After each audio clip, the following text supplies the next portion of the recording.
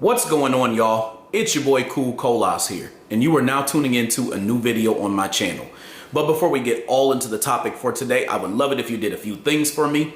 Hit the like button, the subscribe button, the share button, and the bell icon so you get notifications for whenever I come out with new content on this channel. And then when you're finished, leave me a comment below. That way I can get back to whatever it is that you had to say about the topic for today. For today's topic, I want to talk about how WWE's Samantha Irvin left and how they replaced her with Lillian Garcia. Ultimately, I want to dive deep into fans' reactions. Specifically, you have these speculated white supremacist fans who were low-key preying on Samantha's departure and downfall. Let's get all into it. WWE, we need to talk.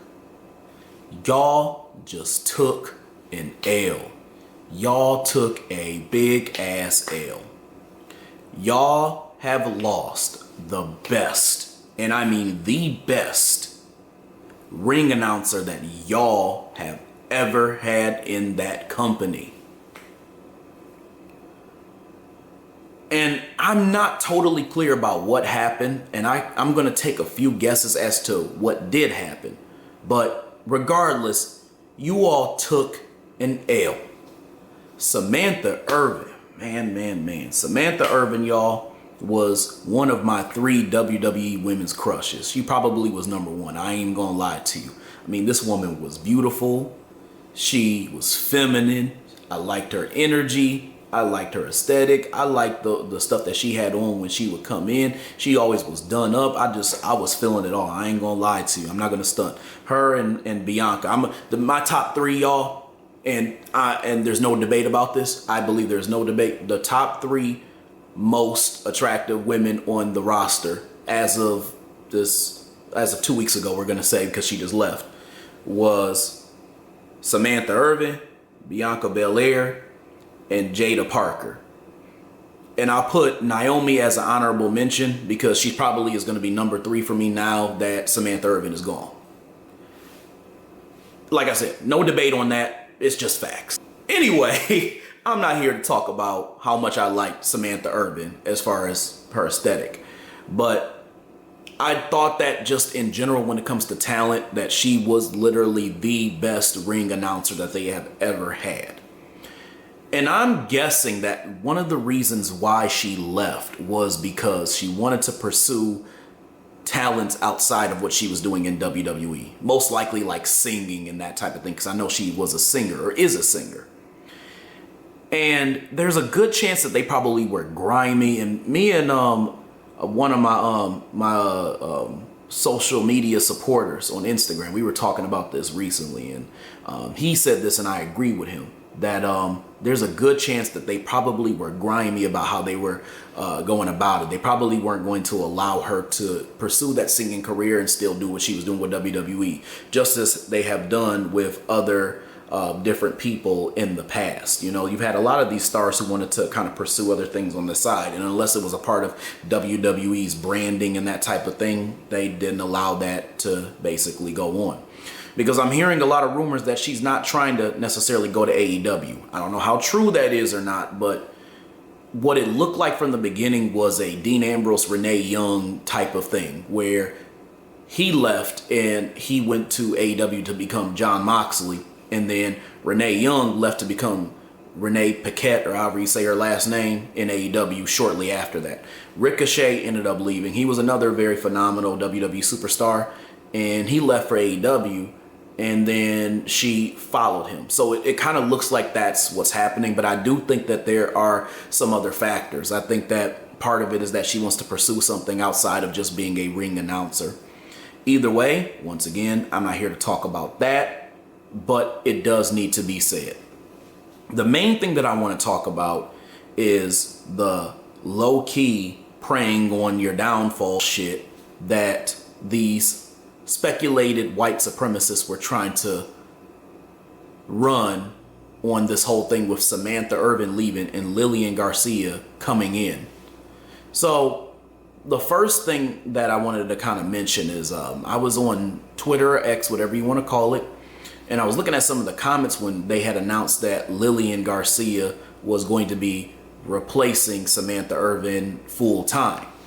And a lot of the comments were saying things such as, well, this is a win-win. She left and we got Lillian instead. Or they were saying stuff like, she's the greatest of all time. Or she's the best that they ever had. Or I'm glad Samantha is leaving. Or I didn't really like Samantha anyway. She was doing too much when it came to the way how she was saying everybody's names when she would announce them. And how I just wanted somebody to just say the names normal. And that's what Lillian was doing. Now, I get it. Y'all are going to listen to this video and then y'all are going to go on and on and on and on and fucking on about everybody has their opinion. Everybody thinks what they're going to think. Everybody's going to feel different. And I don't really want to hear the shit. I get it, but I just don't want to hear it. The reality is that it's not even close when it comes to who was a better announcer between Lillian Garcia and Samantha Irvin. Lillian Garcia is cool. Don't get me wrong. She's cool, and I did like her as an announcer. But Lillian Garcia, who is a white woman, is not as good of a ring announcer, in my opinion, as Samantha Irvin, a black woman or mixed black woman. And it shows. It's not even close. It's like looking at the wrestlers and how they try to downplay a lot of the black wrestlers who are more athletic and they don't give them title shots and things like that, you know, versus the white wrestlers who they often give title shots to, and even when they make mistakes and do certain things, nobody's sitting there browbeating them, they're still lifting them up. Because I'll tell you one thing, some of them white superstars who, you know, would wrestle, they weren't really all that. Like, for example, like, I like John Cena, but I didn't think he was all that as a wrestler, but he got, you know, boosted up and all sort of stuff because he had that little Eminem thing kind of going on.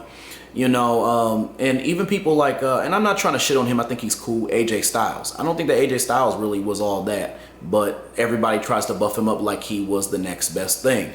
You know, even like with Cody Rhodes, Cody is cool too, but again, Cody isn't my favorite superstar. They like to buff up a lot of these white superstars who are decent, but I've seen black superstars who are much better, like the Montez Fords. He was a much better wrestler, like Kofi Kingston, like Big E, like you know, even Shelton Benjamin. They have wrestlers who are just far better, far superior than their white counterparts. And it just was not even fucking close. And it's the same thing with the women's roster. But bringing that back to the whole thing with Samantha Irvin and Lillian Garcia, there was a big difference in what they did when it came to them announcing people's names. Lillian Garcia just did her job, and that was it. She announced names and she brought the energy that was needed. So she literally just followed what was asked of her. Samantha Irvin took it to a whole nother level. She brought the energy and vigor that Lillian had and more. And she got creative with everybody's name.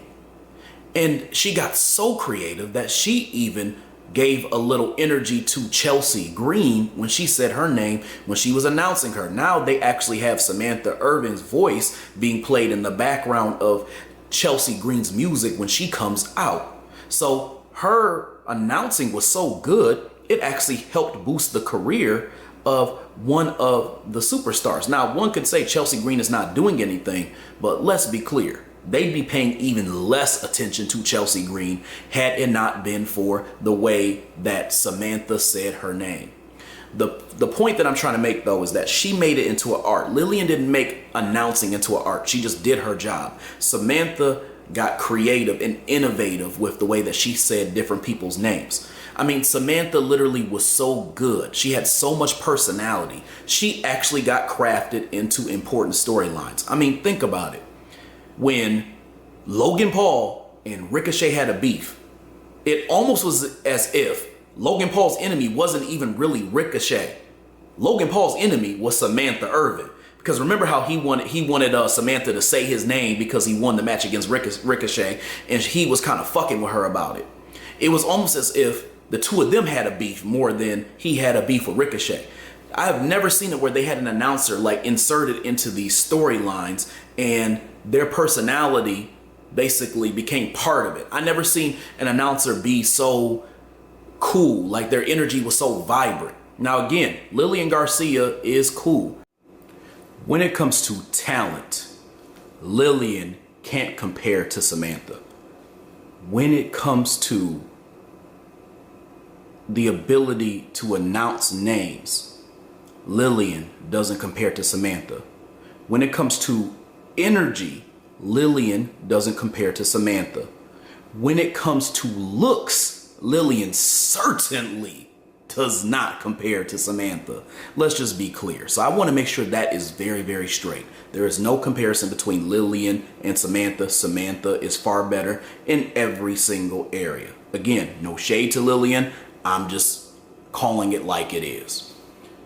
Now, when it comes to the fans, a lot of these fans have this funny habit of trying to throw low-key, covert shade towards black talents, especially black female talents who have proven themselves to be phenomenal. And one of the things that I've seen that they tend to do is they tend to try to nitpick at little things that they do and talk about how they're not this talented or they weren't that great anyway or this or that. Like I remember even with Bianca Belair when she was I remember there was a comment on social media where someone had said something to the effect of, you know, Bianca Belair can't even cut a promo without saying something like, okay, I'm the EST girl. And I'm like, see, that's what I mean. Like, y'all are just racist as hell. Y'all do not want to allow black people, black wrestlers specifically, to be phenomenal in WWE. So you nitpick at little things that they do. You talk about things that literally are either just totally untrue, or you pick apart things in order to make it seem like they're not really that talented anyway. You try to lean on other things like, you know, this wrestler, you know, they didn't cut a good promo, or they weren't tall enough, they weren't big enough, or they were annoying, or whatever the case may be. You find something, you find some type of fault to justify why they are not being hyped up, or you try to justify why some other white person doing the same thing, not as good, is better in their eyes, when the reality is in their opinion comes from white supremacy. I'm just being totally honest with you. I see it and nobody's going to call it out. Another thing that these white supremacist fans like to do, or like to be a part of even, is what I would call happy medium pacification. What that means is that you have a company that is ruled by the dominant society, and then you have racist fans. And so the dominant society knows that these fans are racist, and in some cases they have adhered to the racism by the way that they have treated black people or people who are not white compared to the white people in their company. So in this case, white wrestlers. And what they have done is they have made it so that they've invigorated and even intensified their ability to be bold with their racism and say these things about these different black wrestlers or different black staff members in WWE in the case of Samantha. And so they create this pacification because they try to quote unquote change their product a bit. And the reason why they do that is because they know that they're now living in a world where you now have justice oriented people who will speak up about the different things that they have been doing. And so they try to adhere to it and meet a diversity checkbox. But part of that happy medium pacification is that they don't promote or try to give these different wrestlers or black staff members the opportunities that they deserve based off of the talent that they've portrayed. And so as a result, they do things to undermine them, allowing these racist fans to continue to dogpile on them. But if we, people like me, pro-blacks, go back and say that this individual is not being treated properly, they can go back and say, well, you know what? I treat everybody the same. Like your boy Triple H said, I don't see color. So they can go back and say, well, they're being portrayed, they're here on screen, so we can't be that racist.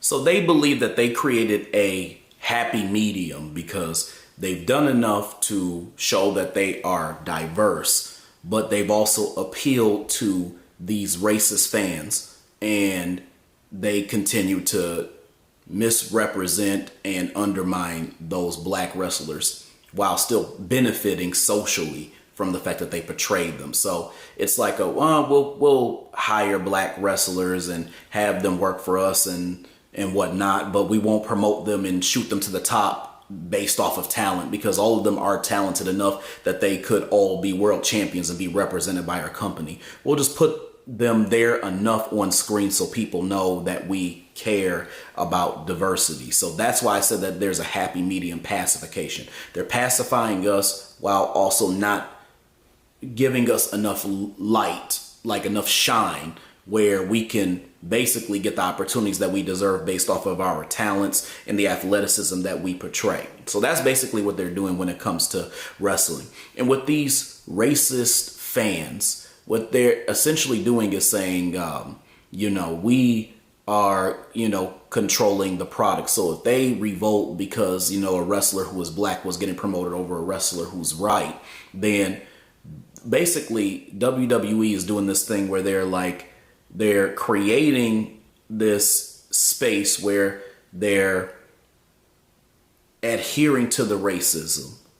And then as a result of them doing that and intensifying what was already there, they're saying, well, if we go backwards and now portray black people properly, then they'll just revolt. So it's better to just continue to not portray them properly and allow the chips to fall where they may, than us to portray them in the way that they deserve to be portrayed, and then our fans just help make us lose viewership because they don't want to see that. So they recognize that this side is just as racist as they are, but ultimately their main concern is to be able to make money and to continue to stay in power while also not receiving the label of being a white supremacist, which would hurt the brand.